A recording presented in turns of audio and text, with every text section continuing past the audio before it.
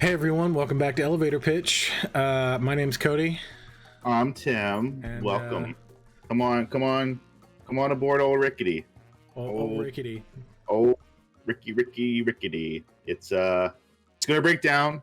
But it's a known issue now, to the point where like your boss typed that email up that was like, "Hey, being late and saying that you're on the elevator is no longer a valid excuse because you should know." That's this elevator. Why people get on it, we don't know. But come on aboard. All right, yeah. Well, this is the the part where we abused that bit hard. I'm never gonna not do something with that. Even if I'm just repeating some of the stuff, I'm never gonna not. I'm sorry if you're listening to this podcast and you hate me doing that bit. You just skip forward like 5 minutes, I guess. Oh God. Anyway, this is the podcast where Tim and I pitch new movies, sequels, spinoffs, you name it, to video games, movies, TV shows. And last week we did Jumper 2. Mm-hmm. And this week we're doing something that near and dear to our hearts. Very near and dear to the heart. And might upset some people because people got some opinions. We talked about this a little bit, not off. We said it in other podcast versions of this episode. Cody and I discuss slightly what we're going to talk about off stream. That way we know, like, hey, we're not both on the same track to do the same kind of movie because me and Cody are friends. We think alike. Yeah. So we have some buck wild opinions on this one, boy. So we're doing Star Wars Episode 10. Yeah. And, woo! And we're not, again, to not cross over into Fix It territory, we're not fixing anything that happened. We're not retconning anything that happened. Everything that happened in that sequel trilogy happened in that sequel trilogy. So this is Episode 10, as if the Skywalker saga kept on trucking. Kind of. We'll see. My pitch is a little out there. Oh, mine is too. I took some liberties with Episode 10. I definitely did as well. I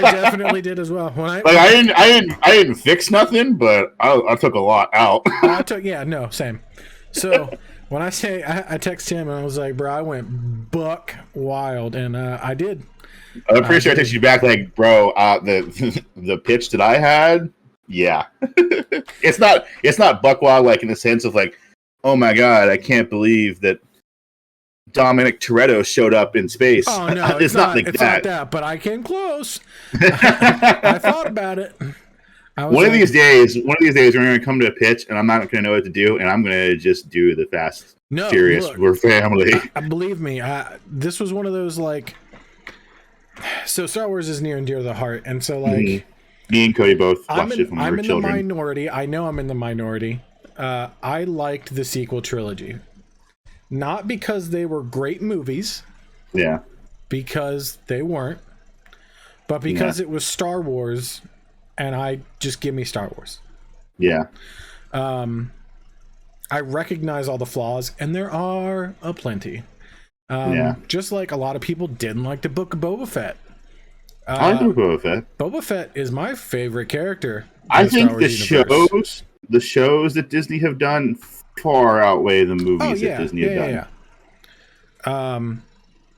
But the sequel trilogies definitely dropped the ball quite a bit. So, real quick, a little breakdown. Yeah, if you haven't seen Star Wars, and you don't know what Star Wars is. Looking at you, Mad Tomato. Whoa, he's never seen it? He's never seen the original trilogy. Oh, okay. It's so good. I know. Empire Strikes Back is still top tier #1 for me. That's fine. I mean, I still think Return of the Jedi is my favorite. It really depends on the day. Mm-hmm. Like it's either Empire or Jedi, but I think it's Jedi. Jedi's a great flick, man. It grows on you. A lot of people hated on it, but it grows. I love Jedi. I mean, a lot of people hate it because, like, at the end, Leia is just like, or not Leia, Padme is just like, oh, I'm dead. Yeah. So To quickly go over one, not just like the plot of Star Wars, but the formula, because there is a formula with Star Wars, and it comes into my pitch because I broke the formula a little bit. Okay. So the formula of Star Wars is your first movie. There you establish your main characters. The problem is usually, so like for instance, in episode 1, the problem was the Trade Federation, and they showed that off real quick. They showed that off out of the gate. And then you have the middle meat of the section where you introduce your OP character. Yep. Your main character. Your soon to be Jedi. Your soon to be Jedi. And then things play out higgledy-piggledy. People just like, it's a big fight. And then inevitably in the first movie, a mentor dies. In episode 1 is Qui-Gon. Qui-Gon died. Yep. And then there's a big explosion. In this case, it was a giant Trade Federation ship, and it essentially ended the conflict on Naboo. Now this is pod racing. Yeah. He flies a Naboo starship, which is still my favorite. It's my second favorite starship in all of Star Wars. Those Naboo starships are pretty cool. Pretty dope, though. When, not to go too far off tangent, but when Mando got his Naboo starship, I was like, ooh. Oh yeah. I have the Lego version hanging in my ceiling right now. Hell yeah, dude. Hell yeah. But anyway, Slave 1 will always be top. Anyway, so episode 2, you got the Clone Wars, Attack of the Clone, rather. Where the problem is the Sith / Trade Federation. And then your middle meat is Anakin's an angsty teen. Yep. And wants to sleep with Padme. Real but bad. Can't because he's a Jedi. Yeah. And then it ends with a loss. Hard L. He loses an arm to Dooku. And then, so that's, again, this is the formula. The heroes somewhat lose in the second movie. Yeah. Keep that in mind. The heroes somewhat lose in the second movie. They do come out quote unquote victorious, but they do essentially lose in a big way. And in this case, it was, they were forced to use a clone army that they didn't commission, they being the Jedi, and Anakin got murked. Yeah. And Obi-Wan didn't come out of that walking. He took on a Jedi Master and lost. Ate it. Yeah. Ate it. Obi-Wan also got his ace handed to him. Yeah. Newly minted master, Obi-Wan Kenobi. Newly minted master. All right, so then the third movie, in this case, Revenge of the Sith, again, established the problem. It's still the Trade Federation. It's still Dooku. And you have Grievous running things. You get a big space battle. And then you do your conflict with your main characters throughout the whole thing. Yeah. And Revenge of the Sith, it was Anakin and Padme having a kid. They were, she was pregnant. Yeah. Essentially, he breaks the Jedi code. He tries to have his cake and eat it too. Yes. Which comes into my pitch. Okay. So essentially it all goes south. The Jedi Masters, the Jedi Council sort of alienate Anakin the whole movie. Yeah, the hero is like, I really want to be a Jedi Master, and they're like, no. Yeah, nah. He's like, but I'm really cool and awesome, and they're like, no. So shockingly, he gets pushed to the dark side because Palp is. Well, he gets a vision that his wife's going to die. Yeah, and the Jedi are just kind of like, sucks, bro. Guess she's going to die. Sucks to be you. Shouldn't wrote the code. Yeah. Is paraphrasing, but that's essentially what happened. And then there's a moment of conflict. And he gets coerced. He kills a bunch of kids. He gets coerced. He kills some Jedi. Well, Palp kills some Jedi, and then Anakin assists in the death of Mace Windu. And then he murders all the kids. Yeah, he goes to the dark side like that. Yeah, like he goes real fast. I guess I'm in. He's like, I guess I killed a Jedi Master, so time to murder all the Jedi. Yeah. And so the big explosion. So I think Revenge of the Sith is one of the only movies that didn't necessarily follow like the quote unquote formula. Yeah. Because it didn't end in a massive base exploding. That's why people hate it. Maybe. I like Revenge of the Sith. I think it's one of my favorite of the trilogy. But it ends with the creation of Darth Vader and the birth of Luke and Leia. Which then plays out into the original series. Which, again, the formula. You established a problem. Immediately, it's the Empire. Yep. Right? Then you introduce your OP Jedi character, which is Luke, who is, by all standards in the prequels, too old to be trained as a Jedi. Yep. But hey, the Jedi don't exist anymore. Jedi don't exist anymore. Pretty much massacred. So yep. You have Desert Kid who finds creepy old hermit, and creepy old hermit gives him a laser sword, and then. By the way, the first movie, Desert Kid. The first movie of the original movies, Desert Kid. Desert Kid. The first movie of the sequels, Desert Kid. First movie in my pitch, because we're only doing one. It's in the desert. Same. Kind of. We'll get there. We'll get there. So anyway, formula. So you have the first one. He spends all of like a week with Obi-Wan. Like I'm being generous with the time, because it really. I mean, you don't really know how much time is passing when he's with Obi-Wan, but it's not a lot. It's not a long time, so I generously gave it a week. And then they get on the Death Star. The mentor dies. Yeah. Having, by the way, not taught him anything about the Force. Nope. Still couldn't use it. And then at the very end, he hears Obi-Wan talking to him and uses the Force to feel out the exhaust pit and blow the Death Star up. Yep. The end. The end of the movie. So, second movie, again, the problem is still the Empire. Yeah. They're on Hoth. Luke is figuring out the Force. Yeah, he gets kind of murked by a Yeti thing.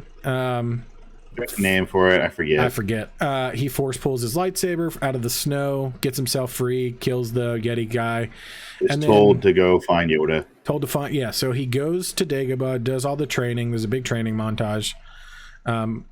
Where he's angsty and impatient, which again is part of the formula of the second movie. Your hero has to be angsty and impatient.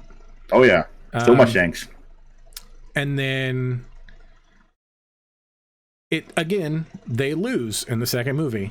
Yeah, Luke gets his arm chopped off, just like his dad. Luke gets his hand chopped off, just like his dad in the second movie. And Han gets captured by Boba Fett, put into carbonite, and taken to the hut.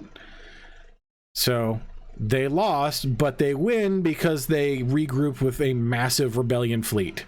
Yeah. At the end, there's a whole fleet there. They're like, we're going to take down the... Like, oh, okay, cool. So this is, again, it's the same formula of, all right, cool, we lost, but we're going to win.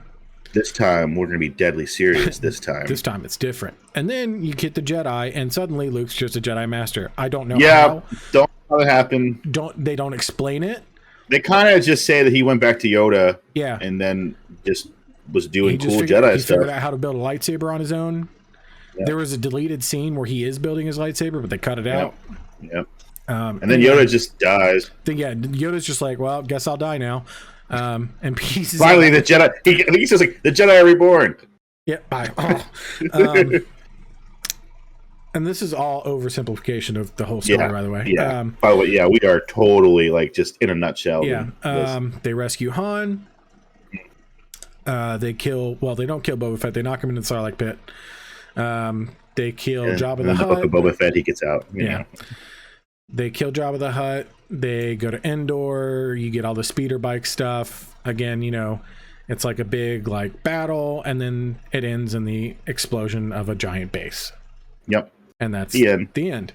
Then you get the sequel trilogies, which again, J.J. Abrams, if they had just let him do all three, it would have followed the normal formula. Would have been so good, though. So it's essentially a rehash of A New Hope. Yeah, essentially The Force Awakens is A New Hope. Yeah, but it's done in a way that I thought worked really well to bring old fans and new fans into the franchise. Mm-hmm. You establish the problem, which is the First Order. It's the Empire, but it's called the First Order.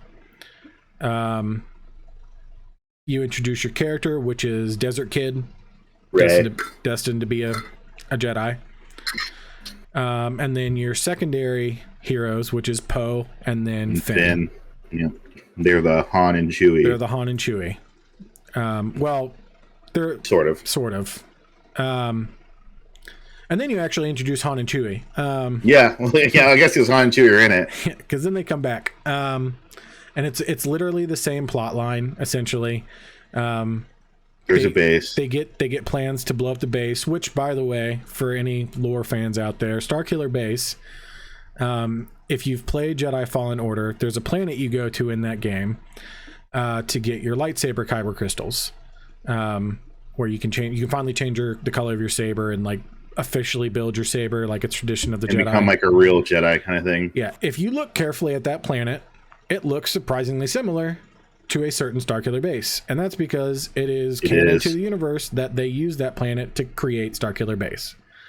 They use its unique properties of like having an abundance of kyber throughout its entire core. I mean, everything about it is mostly kyber, so they use that to harness the power of the sun and then essentially ignite a giant lightsaber and blow things up.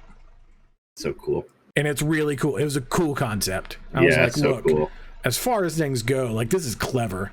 That's cool. Like, this is that good stuff right there. I remember when you told me that, I was like, it's so cool. They could have done a better job of explaining it.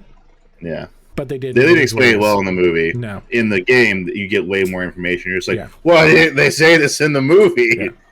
And so you have your OP Jedi character that just magically gets good with the Force. And I think what they were going for is they were like, well, it was a plot hole in the original trilogy. We kind of need to just lean in that and just go like, there are those that are sensitive to the Force and those become Jedi or Sith. And then there are those that are like extremely sensitive to the Force and they are just naturals. And the Force sort of speaks to them in a way subconsciously and helps them do things, which is how she like mind tricked a couple of stormtroopers. Yeah. Like, it's not that she just knew how to do it. It was more like the Force was like, it was like an impulse of like, do this. Hey, do this. Do this. Like a Spidey sense. And I feel like they were leaning on that, but they didn't explain it. So they, again, it's the same battle on, for the destruction of the Death Star. Your mentor dies. They kill off Han. There's a lightsaber fight. And then they blow up the big Starkiller Base. Starkiller Base. Yeah. Next movie, it's where things drop off a bit. Again, you immediately the problem, which is the First Order. Still, Kylo Ren, and they're by the way, we get the point that Kylo Ren became like officially evil because he killed Han Solo. Yeah, that was what solidified his like. Yeah. I'm evil now. I'm evil, and I support Snoke, the Palpatine. Yeah. Spoilers of the universe. So then Disney was like, I don't know, we'll do the Marvel thing and we'll have another director do each movie. And so they had Rian Johnson make The Last Jedi. I gave him a lot of crap, but he did the best that he could. He did the best he could. He tried to do his own thing. Yeah, it's not his fault. It's Disney's fault for making that call. As I say, as I'm about to do my own thing here in a few minutes. Yeah. As I plan to rock the boat, as it were. Yeah. So anyway, The Last Jedi is actually a decent movie if you cut out about an hour of it. And the hour of it is Finn and Rose. Because most of the movie makes sense. It's Rey trying to come to terms that she's a Jedi, trying to reason with Luke, who's going through his own turmoil. You get backstory as to why he's in seclusion. Essentially, he started a Jedi temple. He sensed darkness, and Kylo Ren had a moment of weakness, was going to murder him in his sleep, and then Kylo defended himself and then let the intrusive thoughts take over and just killed everyone. Which I guess if you're at that point, the intrusive thoughts win. So Luke felt bad, felt responsible, and put himself in reclusion and was like, nope, I'm not doing any of this. And so Rey's trying to, like, I need you to teach me. You're not going to make the same mistakes. Like, we gotta right the wrong, bring balance to all the stuff. Yeah. Essentially, Luke talking to Yoda in Empire. Yeah. That's what they were going for. I don't think it quite landed as well as it could have. And then Drink you that have blue milk. Yeah. Ugh. It was green, or wasn't it green? It was blue. Anyway, it was like a blue screen, whatever. Yeah. Sorry for the audio spike there. Essentially, they go through all this, and then you have a subplot of Poe trying to like come into his own as a general leader, I guess, and him maturing into that role because everyone just sees him as immature, even though plot-wise, if they had just told him the plan, it would have avoided everything. But they were like, no, we're not telling you for reasons. Cool. Why? So you can get an hour of pointless story in? Yeah. So the hour of pointless story is Finn and Rose going to a casino planet to free cat horses. For no reason. And literally the whole plot line ends in a nothing sandwich. Yep. They were going to get codes to stop the Empire or the First Order from tracking the rebels in hyperspace, and then they got there, immediately got betrayed by their code breaker, captured, and I was like, all right, cool. So this was pointless. And then there's a fight between Rey and Kylo, and then Kylo's like, I'm done listening to Snoke, kills Snoke, and then there's a really choreographed but cool fight in the throne room. Still one of the coolest moments is Kylo taking the saber and just like through that guy's head. Yeah. And I was like, yeah, thank you. That's how lightsabers work. Yeah, like I can turn that on and it goes through your head. Turn it on. I still don't know why. Like, I know it's like the forbidden move, but like you go to swing at somebody and they go to block and you turn your lightsaber off and then turn it back on when you go past the other side. Yeah. You're just like, it's a laser. Like, just turn it off, turn it back on. I don't know. Anyway, there's that whole fight, and then Kylo's like, no. I'm still evil. Yeah. I'm still evil. Good. Yeah. You need to come with me. Join me. I just didn't want Snoke here anymore. I just wanted to be in charge. Yeah, I'm trying. And then they struggle over the lightsaber. The lightsaber breaks in half and explodes. The end. Rey gets it and fixes. Okay. Sort of. The end. The end. Sort of. Phasma, which was a really cool character they introduced. Yeah. Got no love, which is she dead. Just falls into a pit of fire and dies. And I thought about bringing her back in my pitch, but I didn't. It felt too fixy. Even though it wouldn't be. I know, but it is what it is. That's the gist of it. They end up on a salt planet. Luke force projects in and like planets that light years away. Like on the other side of the galaxy, force projects in, which is pretty dope. Yeah. Which he says earlier on, by the way, that like if you force project, you're like siphoning your life away. Yeah, like it's rough. You would die, like the effort would kill you. And he does. He dies. He sacrifices himself to give them time to escape. It's a very good moment. It's a cool moment. It's a very cool moment. I love that fight on that planet. I love the line, "I won't be the last Jedi." Yeah. There is a moment of like hinted romance between Rose and Finn that doesn't get paid off in the next movie. Next movie, they're just like, remember how they were written together? They're not. They're not anymore. So I think Rose has like 2 words in the whole movie. So then you get to the Rise of Skywalker, and this is where they bring back J.J. Abrams, and he does everything in his power to fix everything that Rian Johnson did. And it's a good movie in terms of like nostalgia. That whole movie was a nostalgia trip. Yeah, it was, hey, how much fan service can I stick in this movie? And they did it. You had Rey as essentially a Jedi Master. She becomes a Palpatine. She becomes a Palpatine. Yeah, they introduce Palp right out of the gate. Yeah, right from the first opening scene. Boom, Palpatine. Turns out he's been the mastermind this whole time. Yep, he was Snoke. He was Vader and Kylo's head. Like, he was pulling all the strings. He was the puppet master.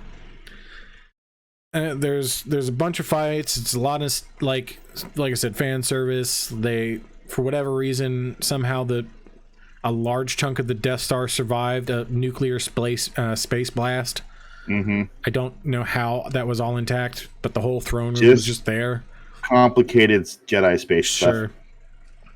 Rey gets a moment of like Luke did in the caves of Dagobah, where she sees like evil version of her that has fangs and a cool flippy double-bladed lightsaber.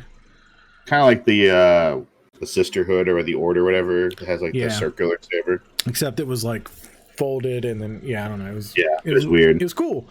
Yeah. Neat design. And then her and Kylo face off. She stabs Kylo because he gets distracted because Leia, I'm still unclear, like, killed herself? Yeah. Like, I know, like... Carrie Fisher died in the midst of filming this movie.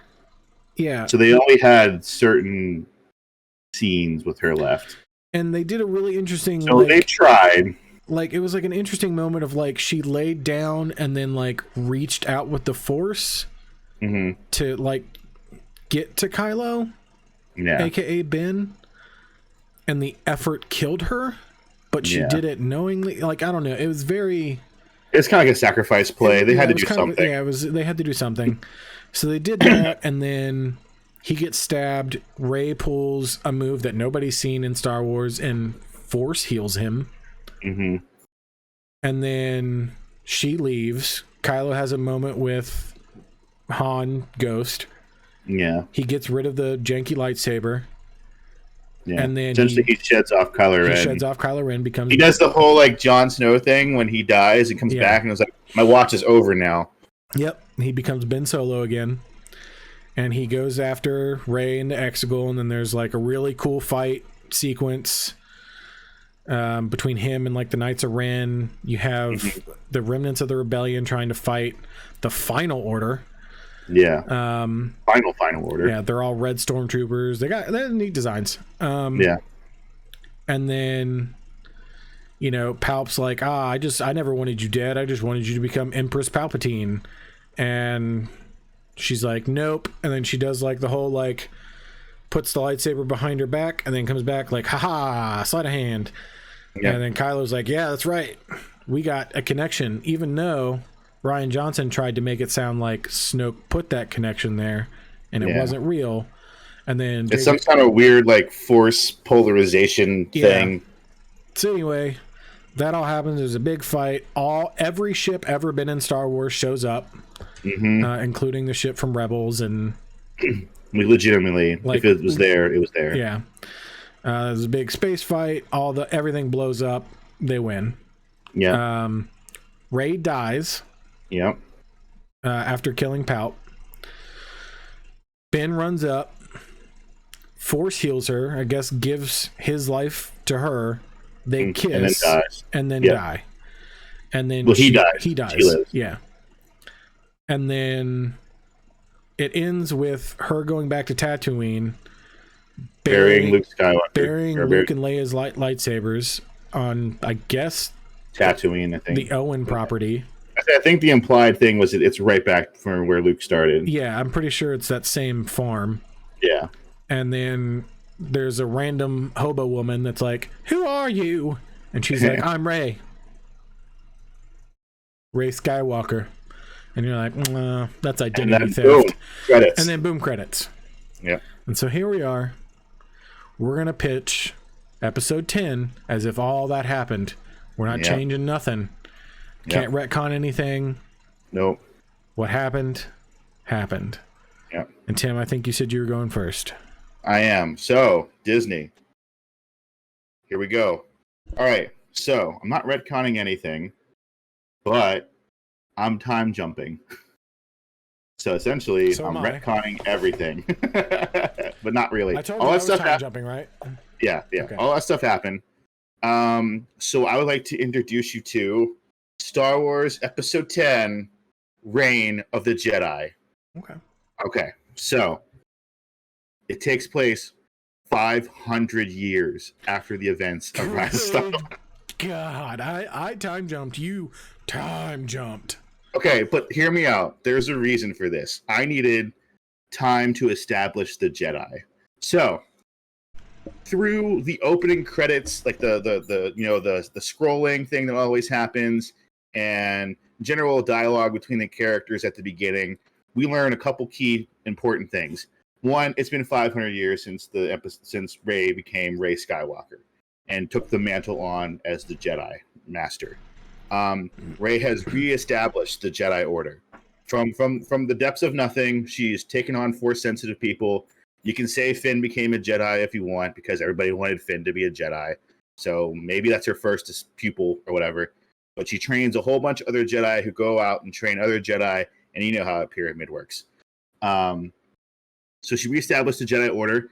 The Jedi Order, now that the Sith and the Empire are pretty much non-existent, they pretty much reign supreme, and they're able to practice, because essentially Jedi, it's kind of low-key mentioned that like the Force is like a spiritual thing, and the Jedi are like monks. It's very religion based. It's very religion based. So it becomes almost kind of like a sacred holy religion throughout the galaxy, because it ushered in a peace through the galaxy that they haven't known for a very, very long time. And there's legitimate peace for 500 years while the Jedi are being reestablished. I mean, there's a couple like outbursts. You might get a little rebellious kind of thing here, but that gets squashed really quickly. For the most part, for 500 years, it's the Jedi just in the zone. They're just dunking on everybody. They're just winning. Nothing but net. Nothing but the W all the time.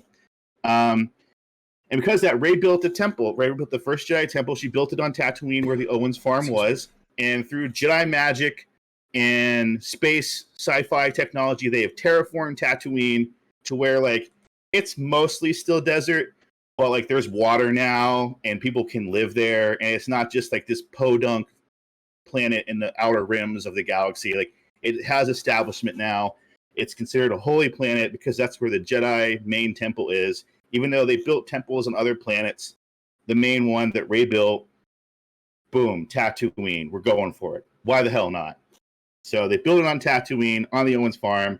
It's called Skywalker Temple because she's a Skywalker, and that was Skywalker Ranch, and you know, we're gonna go for it. And there's a statue of Rey there, and she's all like proud, and it says some like cheesy line through like, even in the deep menacing sands, hope can be awoken, or something like that, because it uses phrases from all the other first movies, and I like that kind of stuff. Sure. So you know, everyone's all like, oh, Rey was awesome, and you know, with the help of like Force Ghost, she rewrote all the Jedi sacred text that was burned in that tree. Well, she saved the text. Okay, well, she has the text then. Yeah. I forgot about that part. But anyway, she has the text. It's all there. It's all candygram. It's all good. So I need to introduce our first main character. Our first main character is going to be called Vasca Berzin. Okay? And I picked Zendaya to play that character because I think she's great. I don't care about Tom Holland all too much, but I think she's great. She's great as MJ. I think she's a good actress, and I want her to be my main character. Okay. So she is a Jedi apprentice, okay? Not a Padawan. We're not learning any of this stuff. We had 9 movies of learning what the Force is. It's been 500 years since then. She knows what the Force is. She's already a Jedi. She's been through her Jedi training, but she is a newly minted Jedi. She's, you know, it's like Padawan, then Jedi apprentice, and then master, right? It's like youngling / Padawan to Jedi Knight, and then master. Okay, well, she's a Jedi Knight then. Okay. Newly minted Jedi Knight. And she is a friendo, right? And just because I think this is cool and it's not something that's been done before, her friendo's a Wookiee and he's a Jedi. So you have a Jedi Wookiee in this movie because I think that's badass. I don't know why they don't have one. Brother, we share a brain cell on so many things. It's crazy. It's insane. Okay, cool. I can't wait. It's insane. So the Jedi Wookiee's name is Jakal, but because that's really hard to pronounce, and I like that the fact that Zendaya, her character's gonna be a little bit kind of like a smart ass, cool, like I'm a hip Jedi. I like to make jokes and crack things and all that kind of stuff. She calls him J Bear, and he's cool with it. Everyone kind of calls him J Bear too, but his real name is Jakal. And Jakal and her started at the same time, but Jakal or J Bear, he was like a natural. Like he took to the Force like that, like a fish to water. So he's been a Jedi Knight for a while, and rumor has it he's the next Jedi Master in line. You know what I mean? Like once a spot opens up, or they does his trials or whatever, he's going to be the Jedi Master that's out there doing whatever. So they're friendos, and they have a whole conversation, and they're like, "This is how you find out some of this information about Rey and all that stuff." Sure. They trained under a Jedi Master named Master Buren Hadar. Okay, Buren Hadar is played by Bryan Cranston because I love Bryan Cranston and I want him to be in this movie. No, that's really no other reason. His master's master, so 3 masters above him, was the last Jedi that Rey trained. So at the end of her life, his master's master was the last Jedi that she trained, and through other circumstances and whatnot, he's also become like the guy at this Jedi temple. Like, I don't know if they have like people that run the temple or whatnot, but like he's like, if you're going to the Jedi temple at Tatooine, you're talking to Master Hadar. Sure. Like he's the guy. He's the rep, if you will. The poster child. He's the Yoda. He's the Yoda of this temple. Okay, he's just like, yo, he's all about the Force, and he's good with it too. So anyway, through mysterious means, one day, Master Hadar is walking through, doing his Jedi thing, and he notices, oh my god, one of the books of the sacred text is missing. So they have to, they figure out that it was stolen. And it was really interesting because Master Hadar is like, the only people that are allowed in to the tome room are people that are Force sensitive. So it had to have been a Jedi, and this kind of type of thing isn't tolerated amongst Jedi. There's no dissension. If you're a Jedi, you're in it for life. That's how they've continued so long without any Sith and whatnot.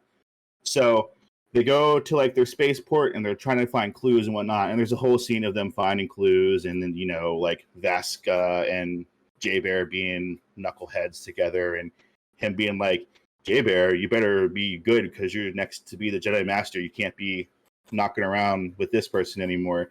And it's just kind of create this kind of friction between the two of hey, we're friends, but we're not really on the same level anymore kind of thing. So they find out that there's this planet, this water planet, this water moon.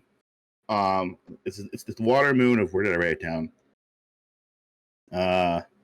Of Yorri. It's called Yorri. I'm picking planet names. I went to a fancy name generator. Okay. I should have done that. It's the water planet of Yorri. And they're like, there's a smuggler's cove over there. You know what I'm saying? There's a whole bunch of smugglers that hang out over there. And, it's relatively close to Tatooine. Maybe you want to go check it out over there. So they go over there. Master Hardin, J Bear, Vasca, they all get on a ship and they fly over. So they're in the smugglers area, right? They find it. And essentially the whole moon is pretty much water, except for some certain beaches and small islands and whatnot. And one of them just happens to be the Smuggler's Cove. Sure. I didn't come up with a name with it. But anyway, on the Smuggler's Cove, and they're trying to get information, and they're using their Jedi mind tricks and, trying to maintain some sort of peace amongst them and the smugglers, because the smugglers don't care. They're like, what are these Jedi pricks doing here? Sure. We don't practice religion here. We're freedom. Just really angsty teenager stuff that you would do, except there's a whole bunch of them. Yeah. So they finally track down, well, I know for a fact that this dude named Dodge Devlin, he's in deep with the Hutts, because the Hutts are still around. They're still running a criminal empire. 500 years later, I don't care. I like the Hutts, and it makes sense that people would still owe them money and that they would still be around. Just because Jabba died doesn't mean the Hutts are dead. Well, don't they? And correct us in the comments if I'm wrong. Isn't there a planet called Al Hutta? Yeah, I think so. That? And that's where they run. It's it's like the Curzon of crime, basically. Yeah, essentially. So they're like, this guy's in deep with the Hutts, and I hear he was on Tatooine not too long ago. So all right, cool. Let's check this dude out. Still don't know how he got this book though, because for all intents and purposes, there has been no sense that this guy's ever been Force sensitive. Yeah. So they're walking around and they find Dodge Devlin. Dodge Devlin is played by Timothy Chalamet or however. Chalamet? He was the lead character in Doom. Doom. And I needed some young potentially comedic actor to play Dodge Devlin because he's a little bit of a bumbling smuggler. Sure. And I didn't want to pick Tom Holland. And so the only person I could think of was this. Funny though, if there's just like the running joke that one of us puts Tom Holland in. Tom Holland in all of our movies. No, I didn't want to do that. So I picked Timothy Chalamet or whatever, Chalamet, whatever his name is. So anyway, they're running into him, and then there's a whole scene where they're like chasing through, and like he has like traps and whatnot because they're on their home planet, and they're kind of getting through it.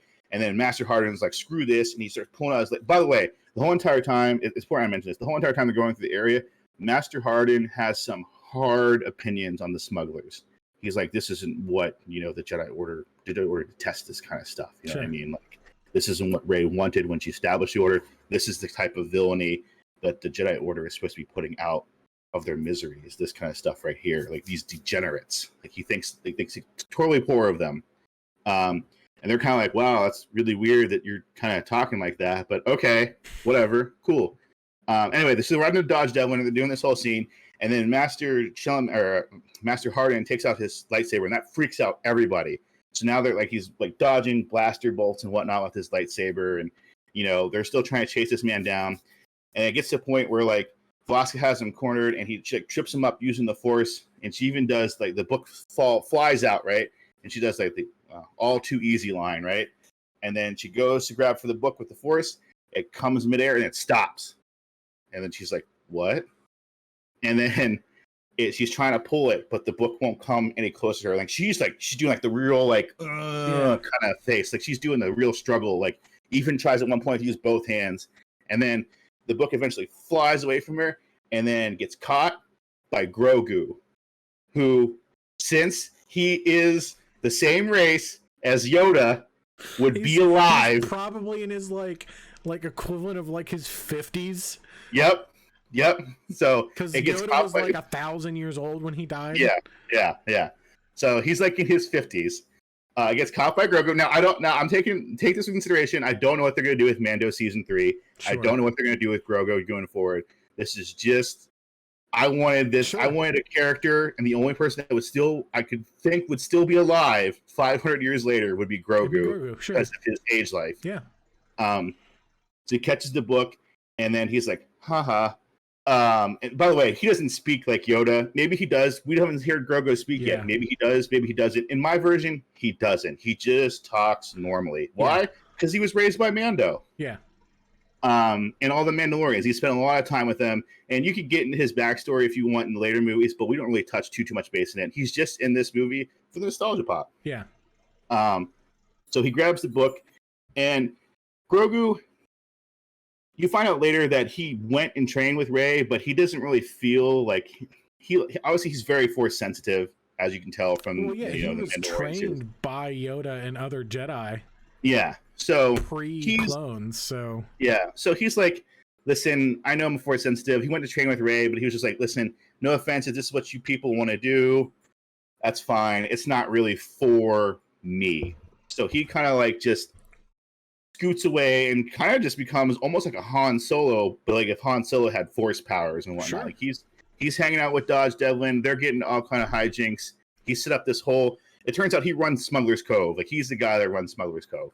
Because he's just been around forever, and everyone knows who he is. Yeah. Now, does he have Beskar?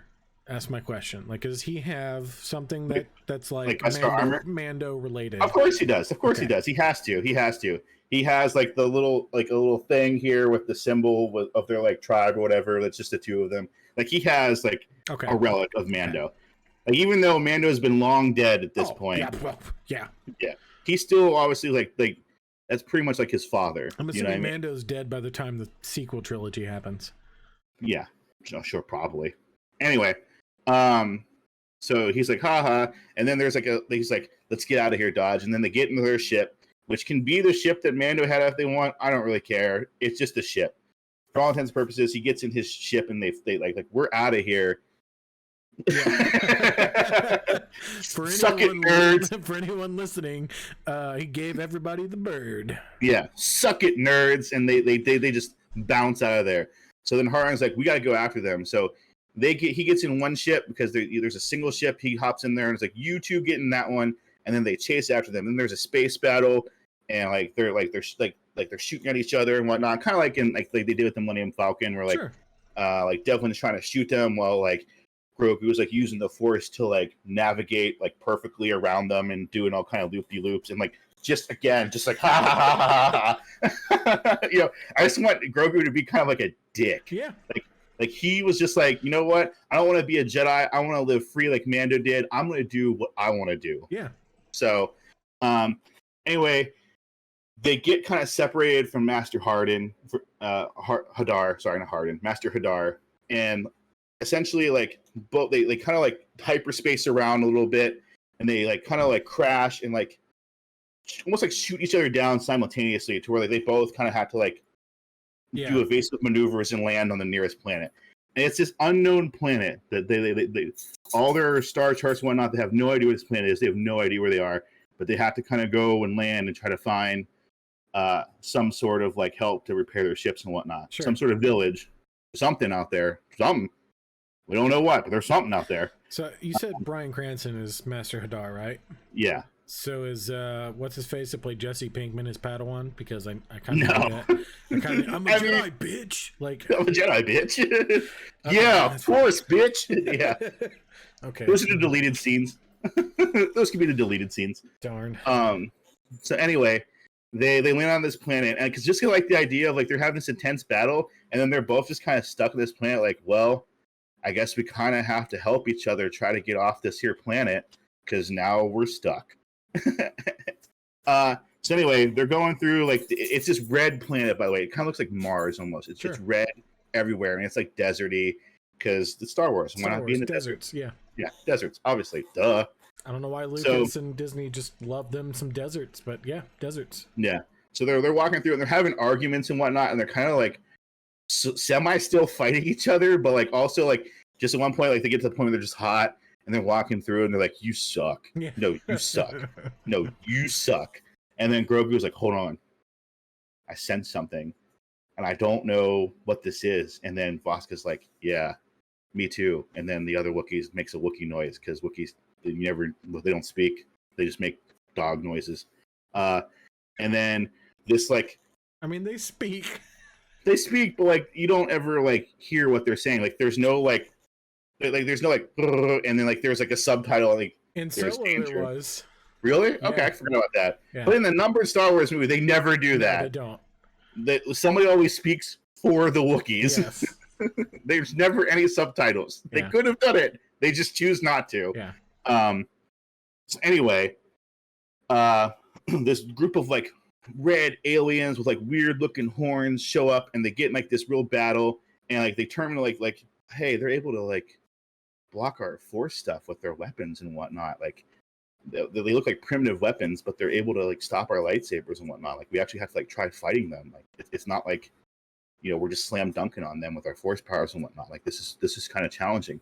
They get the betterment taken of them, and they get captured. Sure.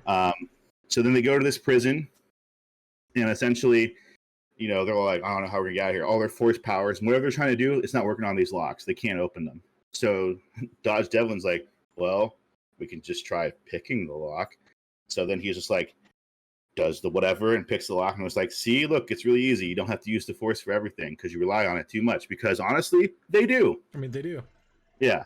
So they pick the lock, and then there's like a scene where they're like sneaking through, and then Grogu's like, there's something weird about this place. Can you guys not feel it? And Voska's like, yeah, it's been unsettling ever since I got here. I it's almost like it's the dark side of the Force, but no one's felt that for years, like centuries. No one's felt the dark side of the Force, but and maybe Grogu says that because he'd actually have experienced the dark side of the Force. He would have experienced it. So he's like, so we'll say Grogu says that. He's like it's the dark side of the Force, and I haven't felt that in hundreds of years. So then they kind of like get kind of captured again. They're trying to do Force power stuff, but they can't. They don't have lightsabers or anything. And they get taken to like this throne room, and there's like this big important lady there, and I casted her as Alexandra Daddario again because I think she's a cool actress, and she's can be all in makeup and whatnot. Like it's her, but it's not her. You know what I mean? And essentially, she's the leader of these aliens called the Forlians, They're called the Forlians, and they are the ancestors, the very deep ancestors of, because in the original Star Wars games, like the Knights of the Old Republic and whatnot, the Sith are a race of people. Yeah. They're not. They get so the Sith are a race of people that have touched. They're Force sensitive, and they've touched the dark side of the Force, and from there, it kind of gets bastardized and made into like the Sith that it is today. Like the Sith were a race of people. They were just a race of people. So these Forians are the ancestors of the original Sith, like the race of Sith that like could control the dark side of the Force almost. And it's revealed like, hey, we're the Forians. We chose to exile ourselves because our name had become tarnished and bastardized by these people who claimed they were us, when all we did was we tried to keep the dark side at bay. And in order to keep the dark side at bay, you have to learn the dark side to control the dark side. So that thing you're feeling, it is the dark side, but it's kept at bay here. We control it. We are in control of our anger. We're in control of our emotions, and we can bend the dark side to our will. And we've been practicing it for centuries, over centuries and centuries. We've been practicing this art. But we've chose to remain exiled from the rest of the world because of the negative connotation that comes with us. So essentially, they learn all of this, and it's open up and like, okay, well, maybe you can teach us just to control the dark side, so we can learn more about what it is to be a Jedi. You know what I'm saying? Because like the whole problem with the dark side is that like it's supposed to be this untapped, uncontrolled force of like pure evil. Yeah. So anyway, long story short, Master Hadar catches up to them through like Force sensitivity or just knowing J-Bear and Voska for so long. He just kind of like, they're over there, and then like sure. he follows them there. So he lands on this planet and he tracks them down.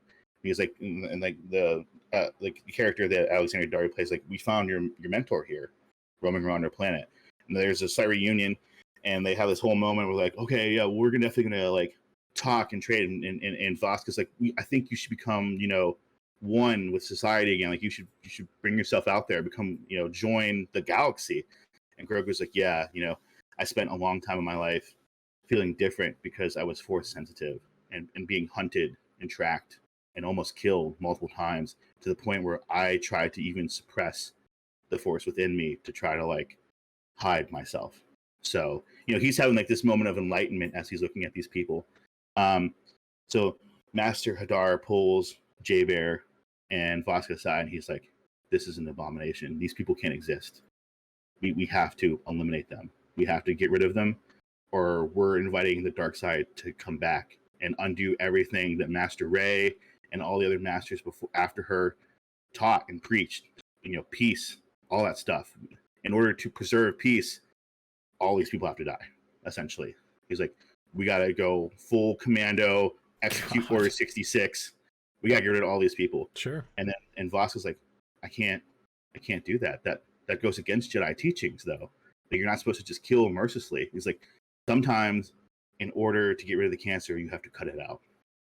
And then basically it turns into this big battle between Voska and J-Bear against Master Hadar. And Master Hadar kicks their ass because sure. he's a Jedi Master and they're not. J-Bear, so Voska gets hurt. Like, he uses the Force and just breaks Voska's bones. Like, he snaps sure. her arms. Like, it's brutal. Yeah. Like, I want a little bit of brutality with the Force. You know what I mean? Like, it can do a lot. Let's see what it can do, right? So he's snapping her ribs and breaking her arms and whatnot. Like, she's royally jacked up and just laid out. So then it becomes this big battle between J-Bear and Hardin and Hadar. I keep on calling him Hardin. Hadar. Master Hardon. Master Hardon. They're fighting, and then Master Hadar kills J-Bear. Straight up murks him. Sure. He's just like, I can't let you guys stop me. And if you're going to stop me, this is the only option I have. So then he kills J-Bear. So J-Bear's dead, and Voska's laid out. So he breathes a heavy sigh, and he's like, I will do what I must.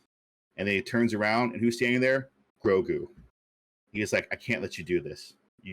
I was hunted. I was tracked like these people were. These people mean us no harm. They chose exile. We happened upon them, and now you just want to obliterate them. and he says this whole kind of speech over again, and then Grogu pulls out the black blade of the Mandalorian the people. Darksaber. Okay. The Darksaber. He pulled the Darksaber. Was like, I will stop you if I have to. I haven't used this in years, but I will stop you. And then he says something like, "You are allowing the most absolute evil in the whole entire galaxy to return." And then Grogu says the line. Oh, I love this line so much. Only the Sith deal in absolutes. That's a good line. Yeah. And then there's a whole battle between the two of them, and then like Grogu kind of like kicks his ass a little bit. Like he gets the upper hand. Like he doesn't like. It's not like Hadar gets punked or anything. I gotta ask, how big is Grogu? He's got to be bigger than Yoda if he's wielding the Darksaber, because he's like 4 foot tall. Okay, is 4 foot tall seem enough? I think so. Like I think the blade would still be. I mean, we can go. I like the idea of him having the dark blade, but he can just have a lightsaber too. It doesn't really matter. I'm just trying to think logistically, because like Yoda's lightsaber was like tiny, and like Luke gave him. We'll just go with he has a lightsaber then. Like he crafted his own when he was with Rey or something like that. Because I guess that makes more sense. I just like the idea of him still having that blade, but technically it's supposed to be the leader of the Mandalorians have it anyway. Yeah. So we'll just go. He has built his own lightsaber. Okay. Okay. So anyway, he has his own lightsaber. I mean, it can be a black lightsaber. Sure, whatever. And it can have like the Mando crest on it and whatnot. It could be cool. Yeah. Like a Beskar hilt with the symbol, and it's a black saber. Yeah. I'm cool with that. Yeah. It's an homage to the dark saber. I like that one. Yeah, I like that one. Yeah. He wants to be like his dad. Yeah. Essentially. Yeah. So anyway, they have this big fight, and then it looks like Hadar's gonna have the upper hand, and then Grogu just force pushes him off a cliff, and he tumbles into the abyss. Like you hear the no, because it's also Star Wars tropes. People fall off things. People fall off things. Yeah. So Grogu then he burns J-Bear, because what you do when you're a Jedi, you burn their body. Yeah. And then he collects up Vasca, and him, Dodge, and Vasca all get on the ship, and they take off. Then we cut to the scene where Hadar is sitting up there, and maybe he's injured. Maybe he has like this big scar down his face where he hit a rock or something like that. And he was like, Vasca Brazen turned her back on us. She killed Jakar, the next to be in line to be a Jedi Master, and she's now considered an outcast. And we will hunt her, these smugglers, and this race of the Sith down and wipe them off the face of the galaxy for the peace of the galaxy. Boom, movie. All right. So we're leading up to the Jedi are going to be the bad guys. Yeah, so I wanted to flip it on its head because I like the idea. So I base this whole concept off the line, only Sith deal in absolutes, right? Sure. So I wanted somebody to be absolutely good and just. Like, he's right. Like, kind of like Thanos. He's right. He's just going about it the wrong way. Sure. In the sense of, like, you are inviting the dark side back into the galaxy. But the Force is all about balance. So technically, if the Jedi are in charge, the Force is not in balance. So I wanted to introduce the Sith and the fact that they can control the dark side as a means to be in actual balance. I also wanted to introduce Grey Jedi, but I figured if you're really a true Jedi, you are a great Jedi because you're about balance. And in order to have balance, you have to have good and bad. So I kind of like the idea of like the main villain isn't evil. He's just a good guy with the wrong intentions. Sure. Now, he does something a little bit evil at the end, blaming the death of J-Bear on Vasca, but he needs an excuse for them to be hunted down. Sure. So it's like one of those things like white lies kind of build up on each other kind of thing until you almost don't even recognize what you're doing anymore. Right. Okay. But yeah, that's my pitch. All right. What do you think? I dig it. I wasn't expecting the 500-year jump. Yeah, I know. So I do that's kind of a cop-out because here's my whole thing. Disney has said that The Rise of Skywalker was the end of the Skywalker saga. Sure. Definitively. So in my mind, if you want the end of the Skywalker saga, you need to get rid of all the Skywalkers. That's fair. So I time jumped to where Rey did awesome things. She did what Luke couldn't. She rebuilt the Jedi Order. She established peace. Yeah. She made the Jedi relevant and prevalent in modern society. Like, she did everything that Luke would want. and essentially she fulfilled the prophecy of a Skywalker bringing balance to the Force in her own way. Sure. So that's why I did the time jump, because I wanted fresh new characters, and I wanted there to be enough time to establish the Jedi throughout the galaxy, and I figured it'd have to be a couple hundred years. Sure. I like it. All right. I like it. Well, what about your pitch? So I did similar things. Oh, really? Not quite. Okay. The 500-year gap. I jumped like 25, 30 years up.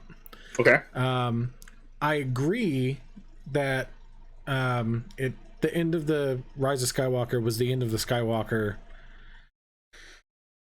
storyline, but if this is episode 10, it's still technically... See, that's where I get in a little bit of gray area, because I'm doing technically episode 10 as the start of a whole new series of Star Wars movies. So it's a little bit gray, but I figured Rey's in it. I put some characters from the old movie in it. I also thought that, like, if you look at it in terms of like Marvel, they do phases, and it was called the Infinity Saga, and now we're out of the Infinity Saga, but we're still in the congruent timeline with some of the same characters.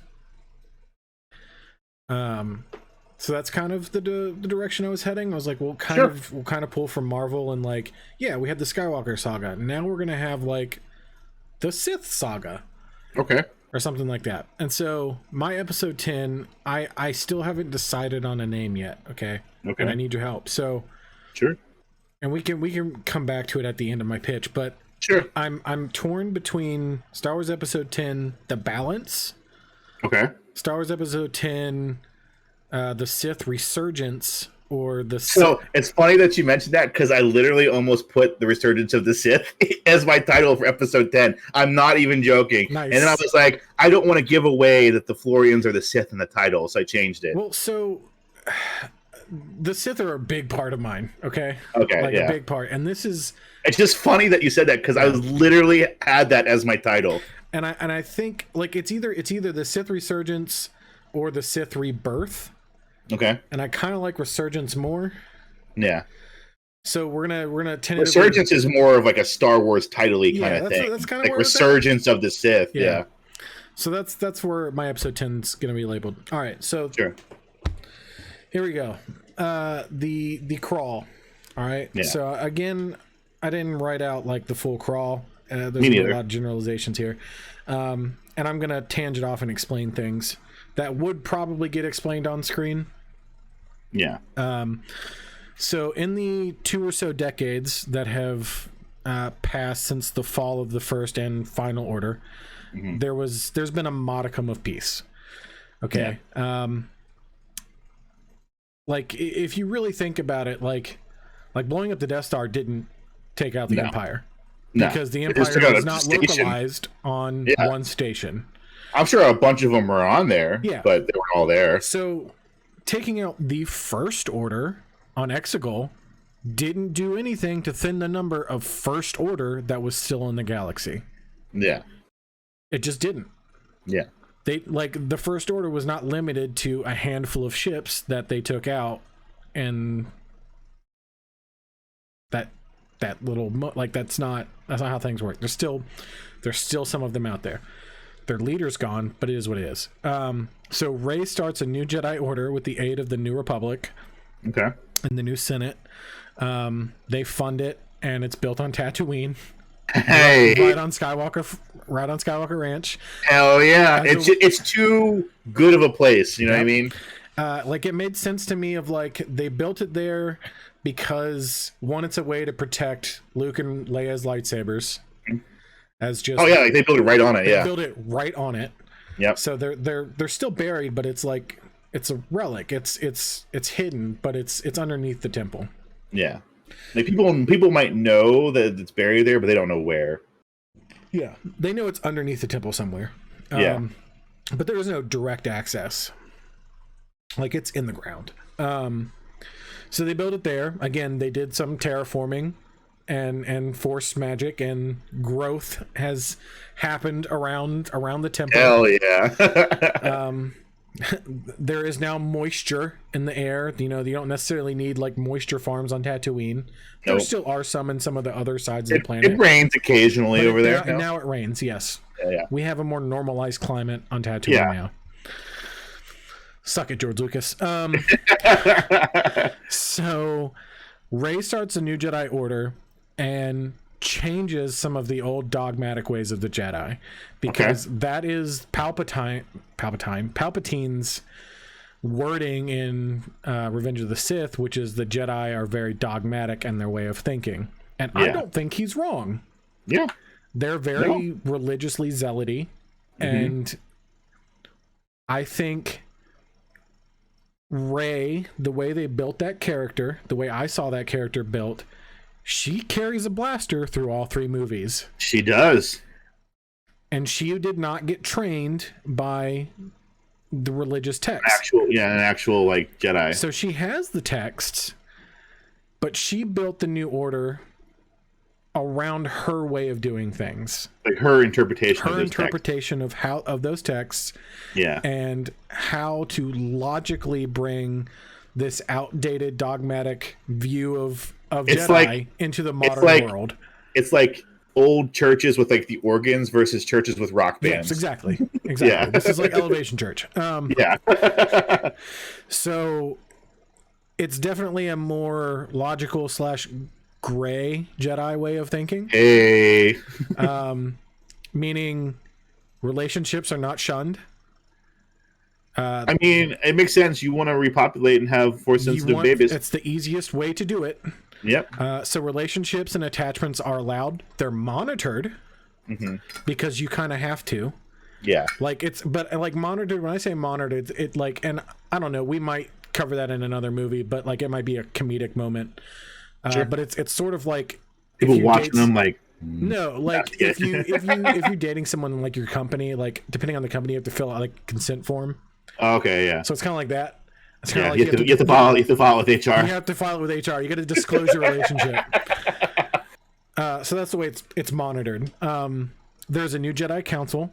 So in the last like 20, 30 years or so, because the universe is massive, the idea that there was only one Jedi left is absurd. True, yeah. That there weren't any dark force users out there is absurd. So her and Finn, while training Finn, because they alluded pretty heavily not hard enough, not flat out saying it, but that Finn was force sensitive. They went out, she trained him as they went, and they gathered force sensitive people that were probably around their age, as well as some of the kids that were out there. And over the years they've built up this temple.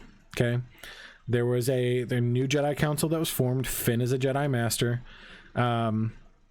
The Jedi remain as peacekeepers in effect, but they're not like directly under the control of the Senate. They don't answer to the Senate. They do their own thing. The Senate, they're allies. They're allies. It's kind of like the U.S. and the UK. They work together, but we're not the same thing. Yeah, we do our own thing. You do your thing. Yeah. But we're here if you need anything. Yes. There have been quite a few instances of like civil unrest because there were quite a few people. Again, logically.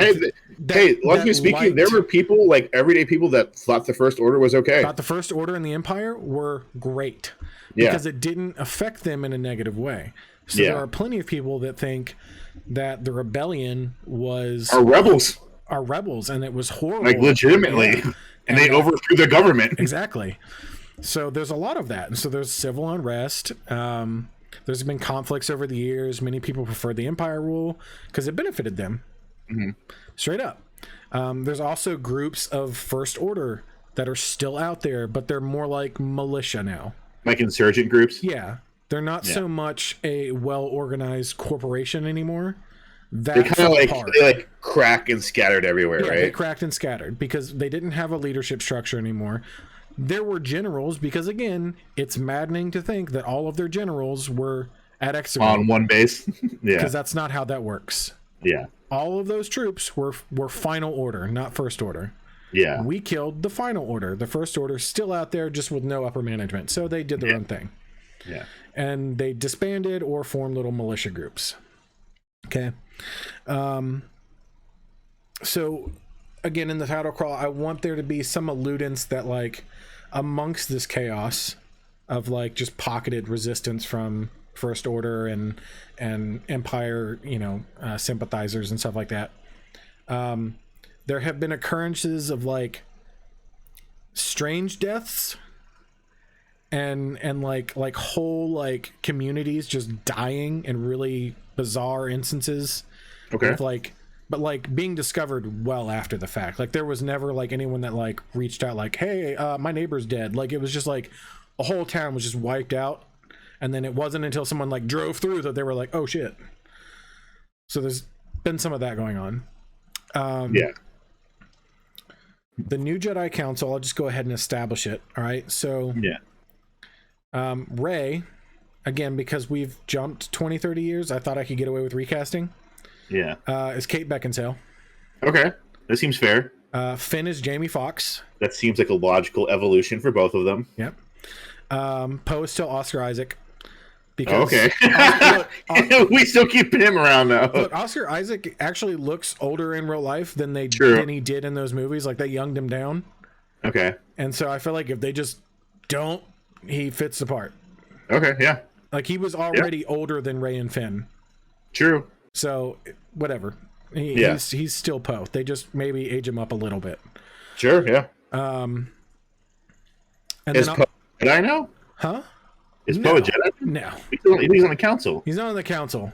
Sorry. I was just introducing my cast list. Oh, okay. I got lost in the sauce. You're good, man. You're good. I was just confused. I was like, does Poe become a Jedi? No. On the council, I don't have names for any of them because I didn't think about using a fantasy name generator. That's fine. I totally did. But you got Rey, Finn, Matt Smith. Hey. Who is, I think I'm saying this right, is a Chiss. It's the same race as Thrawn. Okay. So he's blue. Blue.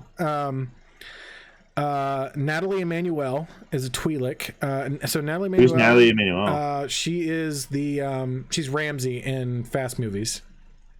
Oh, okay, yeah. I really like her. Is that And she was in Game of Thrones. Yeah, she played the voice with the one that was in love with Worm. the Grey Worm. Grey Worm. Yeah. So I really like her. I have a Wookiee female on the council. Hey, there you go. I've never seen a female Wookiee either. Yeah, outside of the holiday special. Yeah. Also, hot take: this one knows how to speak English. Oh, okay, cool. I'm cool with that because it doesn't make any sense that they have like can learn broken Wookiee. Basic. Yeah, it's like it's English, but it's very gravelly. Yeah, and like it's not quite rolling of the R's. Yeah, it's very broken English, but it's still like it's English. It's you English can understand them because it's bizarre to think that a human or anyone can learn to speak Wookiee, but a Wookiee can't learn to speak Basic. I just love the trope of like everyone understands the Wookiee. Yeah. But it doesn't speak any English. It always bothered me. So anyway, it speaks broken English. Yeah. And it's very gravelly. Sorry, broken Basic. Yeah, broken Basic. And then you have a Selkath, which is a fish guy. Okay. So an Admiral Akbar. No. Think Knights of the Old Republic. They had like bass heads. Like they're like flat. Oh, okay, like, yeah. Yeah, those guys. Okay. A Torguta male, or Togruta male, which is Ahsoka's race. Okay. They have like the striped head tails, but it's not quite Twi'lek. Oh, it's not Twi'lek. Okay, I didn't know that. Yeah. And then you have a human male, and I want this to be the kid from The Last Jedi. The one with the broom. The broom. Yeah. Yeah. Because that never got paid off. The kid. Yeah, the actual kid. Yeah. The actual kid. Like that's yeah. I don't know who that's going to be. He's not a kid anymore, but he's on there. Yeah, and then there's a human female. It's Tom Holland. Yeah, it's Tom Holland. It's Tom Holland. It's Tom Holland, and the female is Zendaya. Yes. Yep, we're doing that now. All right, cool. Yep, it's Tom Holland. They don't have speaking roles.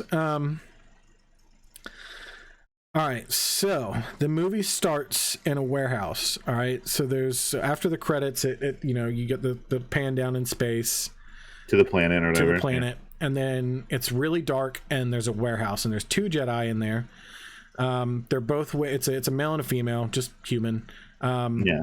They're wearing like a mixture of like traditional Jedi garb, but more like Cal Kestis, like modern. Kind of like the Rey, poncho. kind of like Rey, where like she wore like, you know, sort of the robe, but she still had a blaster and a belt, and Yeah. so like they're both carrying blasters, but they have their lightsabers. The guy has a purple lightsaber and the female has a green lightsaber. It's pitch black, and so they're just using their sabers to illuminate. All right, which is something that Fallen Order was like, yeah, you have a light stick. Why not? The best part about Fallen Order is that you use it as your flashlight. It's great. Yeah, it makes total sense so too. We're bringing that in. Yeah.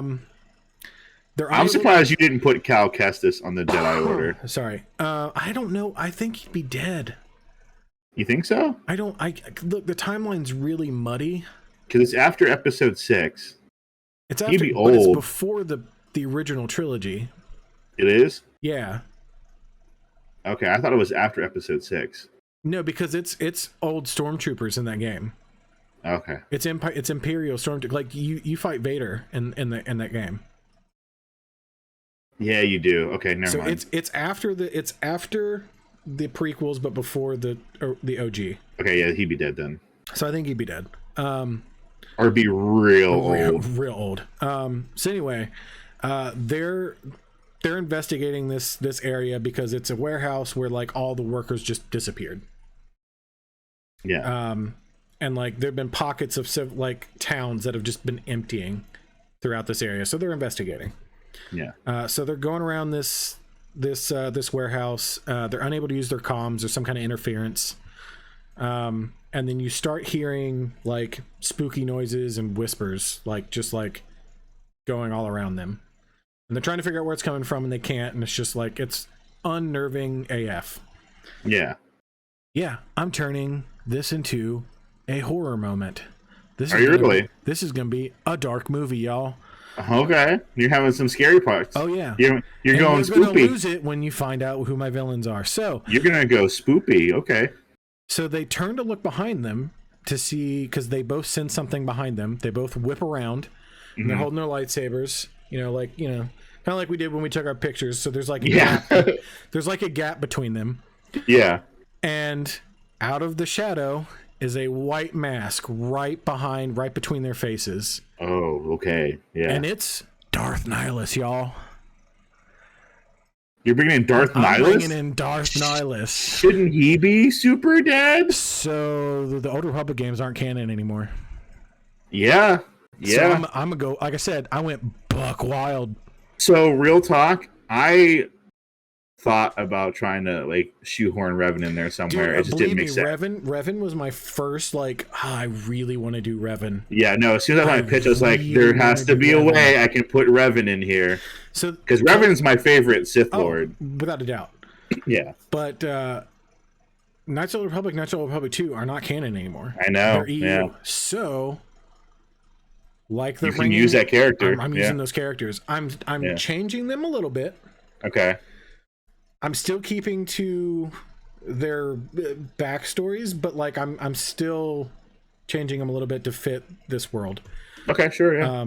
Go for it. I'm on board. Again, I was just asking a question. I'm on board 100% with this. So the mask just appears in like a very terrifying jump scare moment of just like, yeah. They don't notice it at first, and then they both kind of do like the turn, and then lightsabers go out. And then you just hear screams, and then their bodies light up as he drains the life energy out of them. Oh, okay. Because we introduced that as a thing in the last sequel trilogy, where Palpatine just drains the life out of them. Yeah. And so, if you don't know, Darth Nihilus is known as the Lord of Hunger. Mm-hmm. Okay, and the way it was described in the games was he fed on the Force energy of people, and so like he would remove their ability to use the Force. Basically, he essentially strip them down. Yeah, he wouldn't kill them. He would just strip them down to base level, and they wouldn't be able to use the Force. You're a human now. Yeah. The movies, however, have leaned so heavily into the Force isn't a superpower. It's a life force. It's a life force, and some are just more sensitive to it than others. So you can't really remove that ability. Yeah. So I'm tweaking it so that he just saps the life out of people, and that's how he He becomes a vampire. Because if you don't know Darth Nihilus, he he got the ability to sap Force energy, in my case, life energy, and he got so addicted to it, that he kept doing it to the point where he essentially dies, but doesn't, like, his body gets destroyed, and his armor is held together by the Force. He is in effect a Force ghost that is being held together with other life force energy. And so that's what we're going real spoopy scary, and he just saps the life out of these two Jedi, and they die right there. Dude, Sith, Jedi, vampire, I'm here for it. All right, and then the camera closes in on the mask, like they both drop, the camera closes in on the mask, and then it's just a stoic, no eyes, and then it just pulls back into the shadow. All right, real scary. And so we cut from there to Rey and Finn meditating. Very different vibe. All right, they're meditating. The 80s music's playing in the background. They're in the car. They're rollerblading. No, I'm just kidding. So they're both meditating on like an upper deck of the temple, like outside, looking at like the oasis that is now where the temple is on Tatooine. Like you see the two suns and all that good stuff. And then they both snap out of it, and they're both like floating, because that's how you meditate as a Jedi. And they both drop and like sweating, and they're both freaking out, and they're staring at each other because they both just felt the deaths of those two Jedi. In an unnatural way. In a very unnatural way. And so when we cut to the Jedi chambers, and it's a similar layout to the OG temple. Maybe not the same color scheme, same chairs, but it's the same like circular, like we all sit in a big circle because we're equal and nobody's at the head of the table kind of thing. So they discuss what is possibly a Sith resurgence, as they all felt it. And then let's see. Sorry, I lost my place in my own pitch. You're good. So there's a lot of back and forth of how they should proceed with an investigation, and Rey and Finn agree that it's too dangerous to send just a couple Jedi because two already died. So they're going to take a couple Jedi Knights with them, and the two of them are going to go check it out. A couple of red shirts. I literally made a note that said they take like a few red shirt Jedi with them. Like, I kid you not. It says, I'll send you a text later, like a screenshot. But it literally says down the road when they get there, it says Rey and Finn disembark, accompanied by a few red shirt Jedi. This is why Cody and I kind of discussed the pitches before we do those. So funny. Oh man. Okay. Sorry, man. You're good, man.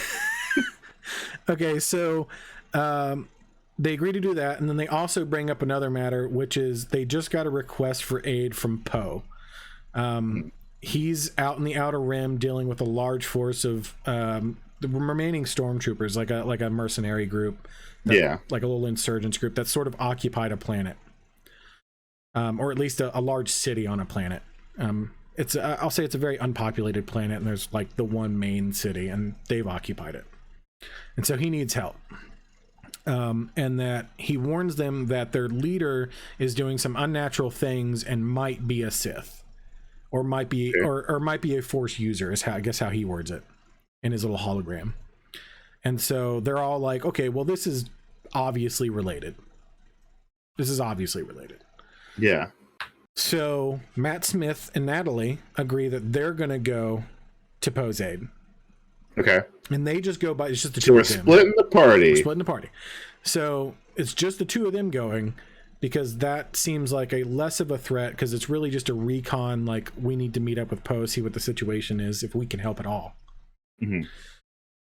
So I want to do a quick cut. Now this might not make it, might be in the director's cut, I don't know. We're gonna cut to Finn walking into his home and being greeted by his wife, Rose. Okay. We're paying that off. I don't care. We're paying it off. Okay. He's greeted by his wife, Rose, their young daughter of like 14. And she's Rose, who's now played by... I didn't cast. Okay. I didn't cast. I couldn't decide. There's too many good actresses out there. Okay. She's not in the movie long. I don't know. That's fine. She wasn't in Rise of Skywalker long either. Anyway, so he's greeted by their daughter, and she's holding their 2-year-old son. And he lets her know that, like, there's some crazy stuff going down. I need to go. Me and Ray are going to go check it out.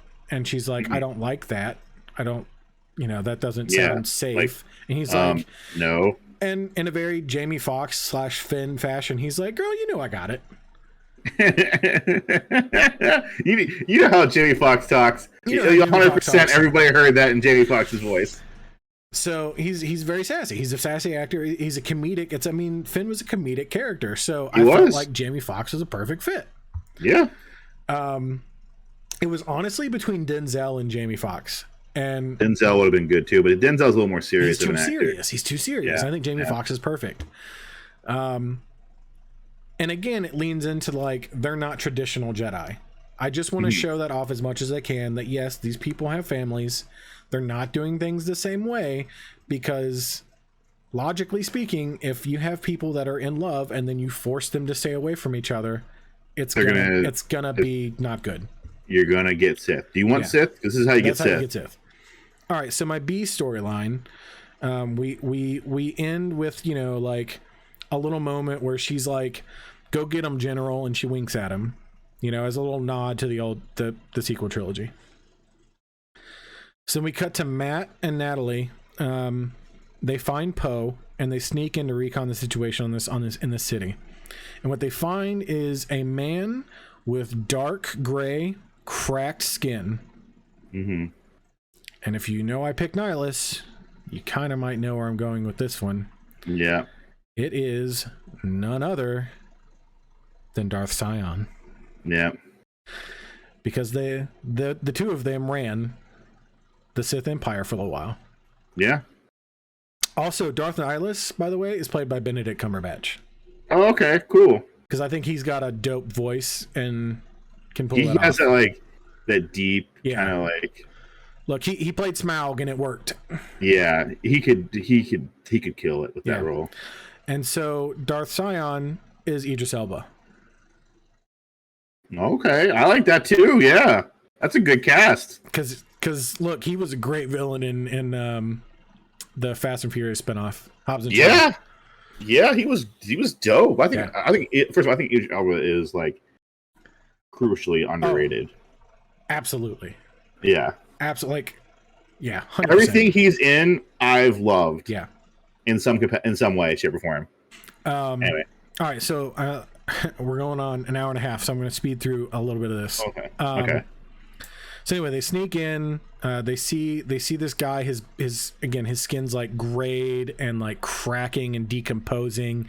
He's got one normal eye and one that's like bulging, no lids. It's all white. It's just like veiny. Yeah. And the man is talking to like his generals, like just stormtroopers, but they're not like in full armor anymore. Like they've got like the helmets and bits and pieces of armor, but they're like. It's like makeshift. Like they have like normal like mercenary garb on. Like if you think of like the way Star Wars Visions did their stormtroopers in that like Ronin episode. Yeah. He's talking to them and a blue sniper shot clocks him in the head and he drops. And I think like you see like I don't know, like a young teen on a rooftop off in the distance. And then like all the stormtroopers in the area just obliterate this kid. Oh, wow. Okay. They all just turn and obliterate him. And so Poe says something like... Darth Sion? Darth Sion just got shot in the head. Okay. Yeah. They eliminate the kid that took... Oh, the kid that shot okay, Sion. I gotcha. I thought they were obliterating Sion. No. Okay. And so Poe and Matt and Nat are off on like... Matt and Nat. They're off on like another roof somewhere, just like observing this. And they see the kid off in the distance, shoot, and then they obliterate the kid. And I think we get some, a moment of like Poe being like, damn, hell of a shot, kid. And then like, well, I guess that takes care of that. We just need to clear out the stormtroopers. And then Natalie's going to say something along the lines of like, I wouldn't be too sure about that. And then points. And then like the guy's body, Sion's body, starts like twitching and convulsing and then screaming in pain and clutching his head. And he like just lets out like an ear splitting, like just yell, agonizing pain as he starts to stand up. And I think one of the stormtroopers, again, I'm going to switch Sion's workings up a little bit. One of the stormtroopers drops his gun and is like, screw this, and runs. Because I think it would be humorous. Yeah, this man is coming back to life. Yeah, he was like, just nah. Granted, his skin was cracked and his eyes were bulging, but whatever. I watched him get shot in the head. Yeah. No, he like, I just literally like a comedic moment. Like you can get like Sudeikis or somebody in this outfit that's just hell like, yeah, just like drops the gun, nah, and just nope, and then just takes off, and then so what I want is like Sion to just like screaming, just reaches out and stops him, and then he just raises up, and then we're gonna have like a Stranger Things moment. Where like his limbs just start crumping in on each other, like just in horrifying ways. His armor's crumpling in on itself and just like into like a blob, basically. Just awful. Horrible sound effects and cracking Sion, and everything. And Sion is just like all while this stormtrooper is screaming in pain. Like it's not killing him. Oh, he's still alive. Okay. He's making sure with the dark side to keep this guy alive for as long as he can, so that he feels it, and he's like feeding on the pain. And then as this guy's like screaming in pain, you see like the hole in his head start to close up, and then like there's like a new crack there, but like he heals. And so, and again in Coder 2, he's the Lord of Pain. Yeah. And he harnesses his own pain, hate, and anger to cheat death, is essentially how they worded it in the game. But I'm going to sort of... He uses others' pain, hate, and anger. He's going to... Not only just his, but he can, like, siphon life using pain or something like that. Yeah. He feeds on pain. Creepy, dark side stuff. Yes. Because this movie's dark. Yeah, is this movie rated R? Because it should be. It's gonna borderline. It's gonna borderline, but it's a Star Wars, so it's gotta be PG-13. It's one of those like hard PG-13 movies. Yeah. So, he says something evil like, the pain of the weak is such a treat. Just something like something just dang. Like yeah. This man likes pain. Yeah, so cut back to Poe. Here comes the pain. Star Wars Episode 10. Here comes the pain. So we cut back to Poe, who's like, cool, time to go. Yeah. And so they all like book it, but they're definitely spotted on their way out. And so there's a big fight between Poe, the two Jedi, and all these stormtroopers and military, ex-military or whatever. Yeah. So we see the lightsabers. Natalie has like a double-bladed, what did I say? A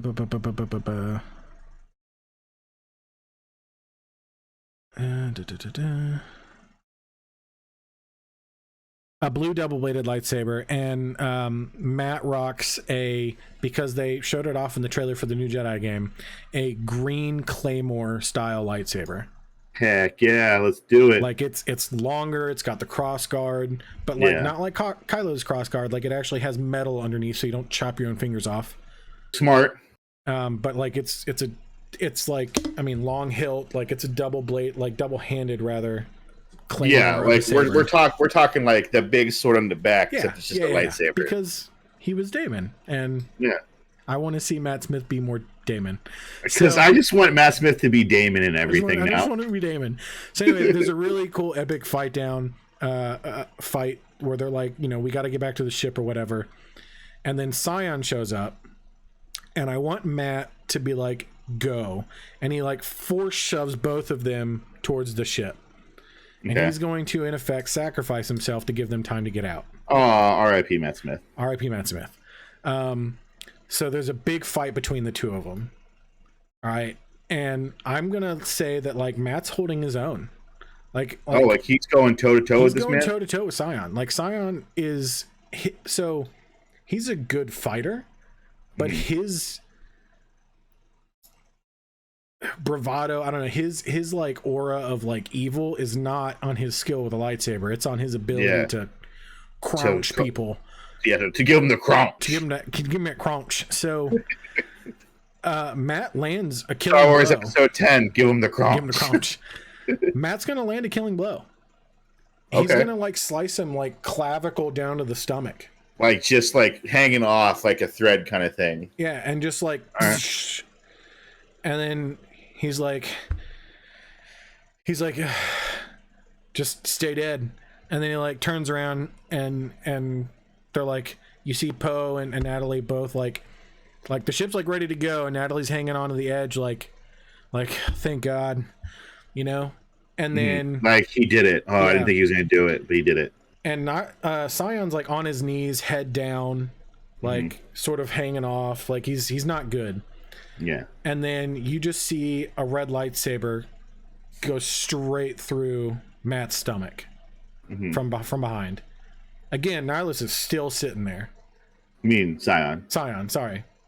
Sion's still sitting there. But then the camera moves a little and his hand's outstretched. And he's like force pushed his lightsaber through Matt. Yeah, that's badass. Yeah. I like that. I like that visual. And then his head just like, you know, like creeps up and he's like smiling, but like in like a pained, crazy way. Yeah. And then, you know, Natalie's like screaming no. Poe starts to take off so she can't jump off. Yeah. And then like I want to have, again, because this is PG-13, you see it from behind Natalie. Yeah. And so it's very blurred out, but you see Matt raise up in the air with the lightsaber in him, and then you just see the lightsaber like just like dice him. Yeah. You don't see it because it's blurred, but you see Matt get diced. You see just the lightsaber going through a body a bunch of times. And then you just see you see like pieces like fall down. And then you just see Sion stand up, and then from behind Sion, again, and an angle that you see up, so you don't see Matt's just diced corpse. Body. Yeah. You see Sion's, like you see through Sion because he's been sliced, and then you see the ship, and that's what we're gonna do, like the cut where like his body's like closing up as the ship's taking off. And so like it like you no longer see the ship, and that's what we'll cut to the next scene. Which is, I like that. That's some good imagery right there. I'm just saying. So the next one, and this is where like I didn't quite make it all the way to the end, but I've got an idea. We get to Rey and Finn as they disembark the ship at the warehouse from the beginning of the movie. They both stop because they just felt Matt die, and they're like, "We can't stop. Master so-and-so is dead." Yeah, we can't stop. So they go. They're accompanied again. I literally have it written down here. A few red shirt Jedi Knights. Love it. Rey has a double-bladed yellow lightsaber. Hell yeah! Because she was good with the staff. So she's going full Bastila. And Finn is rocking 2 lightsabers. My guy is double wielding. Yeah. And he's rocking it sort of Starkiller style. So they're like backwards, sort of Ahsoka, like Starkiller. That's how he's rocking it. I like it. So they're going through this warehouse, and they get further than the two did. They find their bodies and their lightsabers, and they collect the sabers because nobody picked them up. Nope. Why does Darth Nihilus doesn't need them?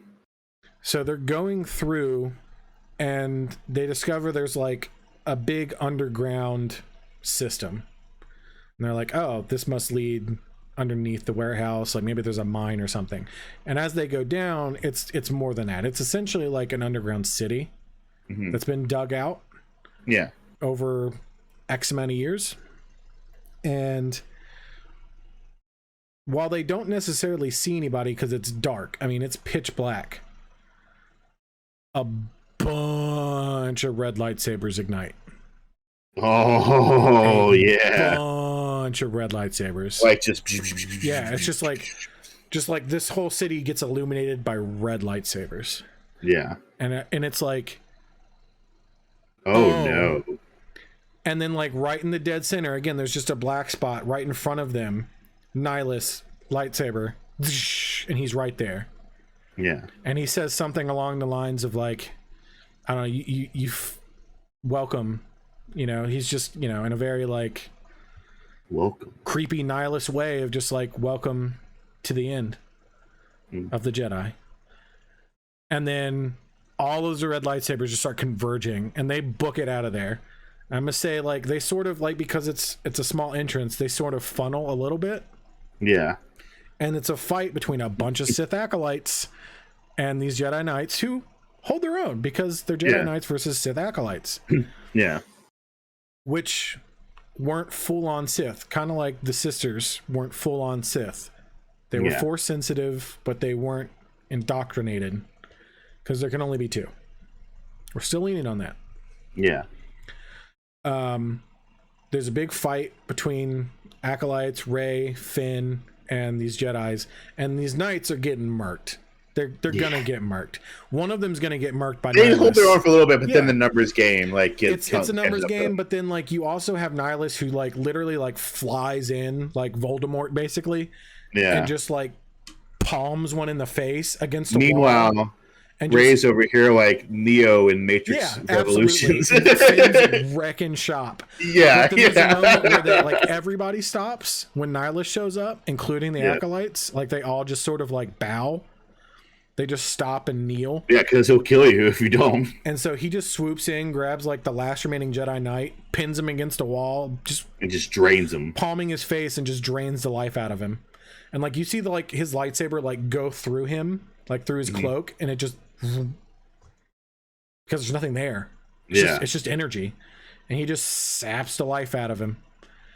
And they're like, "Oh shit, this isn't good." Like Finn's it's real bad. It's real bad. And Finn's like, we need to go. And so they're both like, yep. And they both just turn and run. Because they're like, sometimes you just run. They do the Force run because it hasn't been seen since episode 1. We're going to do the Force run because it hasn't been seen in forever. You see them both just they give the look like, we're doing this, right? Yep. Like, and we're doing take this. Off. And I'm going to say... We're leaving all these Jedi Knights to die, right? Yeah. So, well, they're all dead except for one who's wounded, like, sort of halfway between them and the ship. Mm-hmm. And Rey's like, I'll get him. Finn gets on the ship, starts it up. Rey runs over, and before she can even get to him, Nihilus just right in front of her. Yeah. Like, it's just a cut to his mask. Yeah. Because he's just energy. Because he's just energy.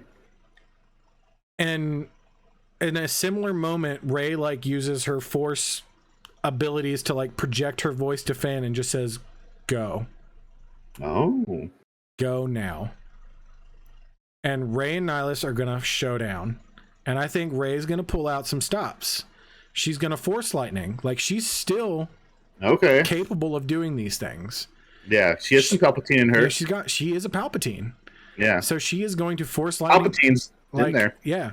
And none of the acolytes are gonna join in. They're literally just gonna kneel and watch. Yeah, because they know their place. Yep. Finn is gone. When Nihilus says this is mine, that's Nihilus's. Yeah. Finn leaves, and like as he's about to leave, like you hear Nihilus's voice in the ship, and says, "Tell the world that Nihilus comes for them," or something like that. Yeah. And he's out, and he's like losing it because he just left Rey behind. Yeah, but she's holding her own. There's a big ass epic battle. Like I'm talking like end of Revenge of the Sith battle. Like they're flipping like, over. There's like it's fire everywhere. It's nuts. Things are blowing up. She's Force lightning him. It's like Cloud versus Sephiroth when I have children. Like it's nuts. To the point where like as they're going, he's draining life out of her here and there. Mm-hmm. Like that's how he's hitting her. Like they're still like he's fighting with a lightsaber. He's holding his own. Getting like older. Is her hair getting like whiter? Her hair's getting a little white. Yeah, like it's just like little things, and she's like getting tired. Yeah. and like can't move as quick. And A little bit slower to react. Yeah. Yeah.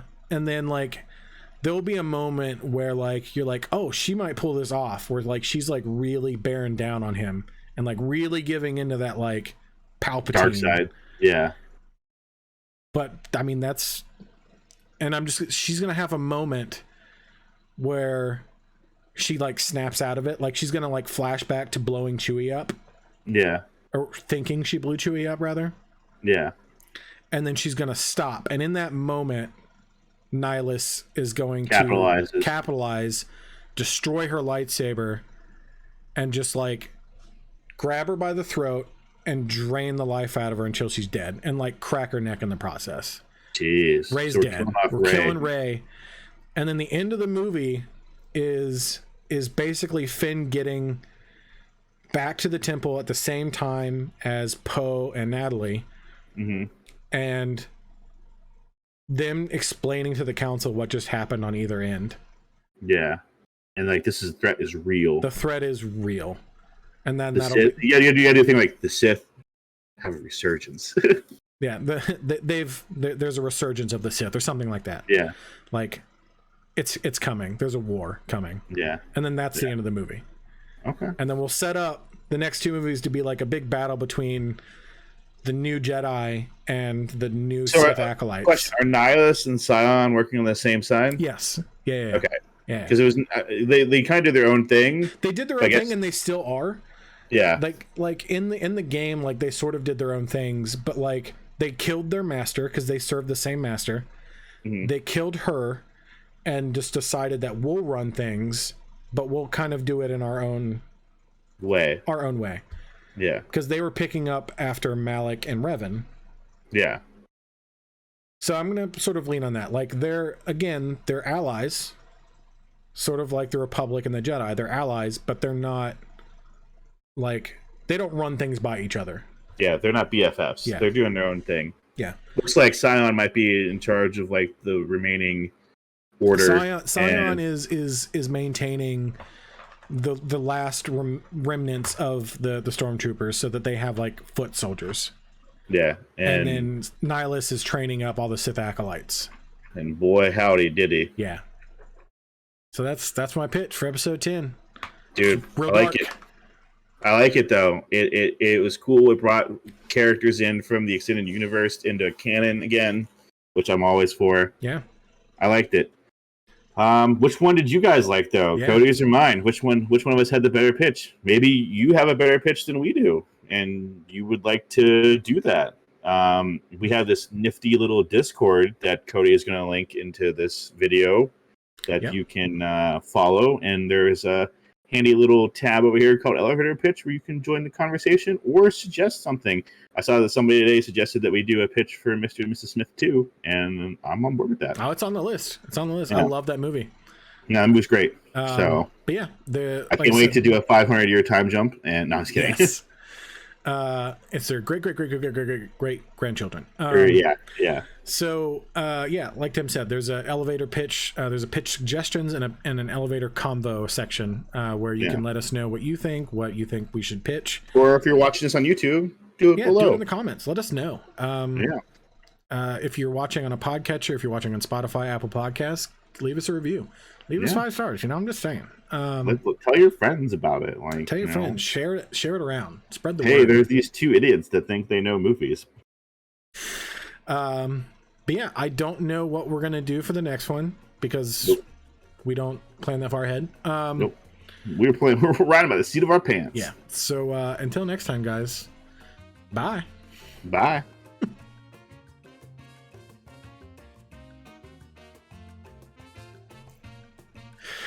Man, I need both movies. Like I want to see them both so bad. Dude, your pitch was awesome. Dude, I thought about it long and hard. I was like, I need Nihilus. I need Nihilus to come back because I didn't like KOTOR 2 as much as 1, but man, Nihilus as a villain is awesome. Nuts. Yeah. KOTOR 1's by far the better of the 2 games. Yeah. But I liked it. I like the casting too. Between this and Jumper Man, I think this is the best one so far. I think so too. I don't know. when we finished Jumper, I was like, this is the best one. Yeah. And when we finished this one, I was like, This is the also best the best one.